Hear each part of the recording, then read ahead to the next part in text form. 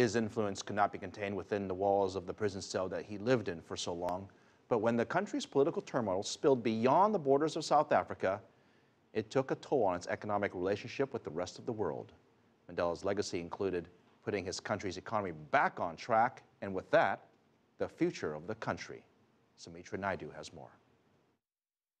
It was a proud moment for all South Africans when former President Nelson Mandela finally walked free at last, but Mandela had his work cut out for him. He needed to unite South Africans, but he also had to revive an ailing economy. South Africa was in a recession and on the verge of bankruptcy, largely as a result of international sanctions. The economic isolation, the sanctions, the disinvestment campaign were beginning to bite.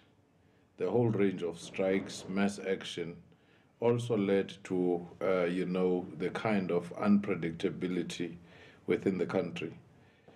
We saw massive retrenchments of tens of thousands of workers who were sent home.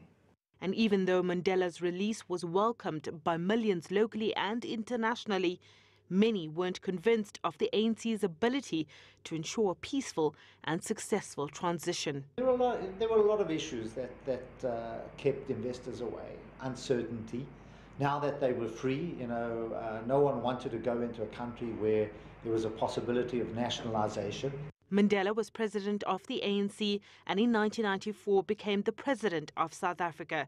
He focused his efforts into easing political and racial tensions and reassuring investors about the future of South Africa. He immediately realized that the atmosphere and the environment had changed. So he then talked mixed economy. And that in itself, coming from him, even though ANC had moved to that space, was a huge endorsement. It was all about timing. The birth of a democratic South Africa coincided with many new developments in the global economy. Remember in the 90s, what did we get? Internet, cell phones.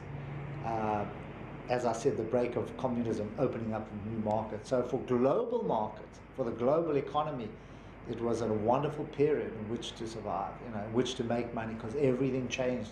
But not everybody believed that Nelson Mandela had the country's best interests at heart when he negotiated the terms of South Africa's democracy. Some still believe that Mandela sold out the majority of the people, more specifically the black population. Experts, however, say his role weighed heavily on reconciliation and the healing of the country. Even though Nelson Mandela didn't play a crucial role in uplifting the South African economy, analysts believe that his role to ensure peace and stability was imperative for future economic growth. Sumitra Nydoo, CCTV.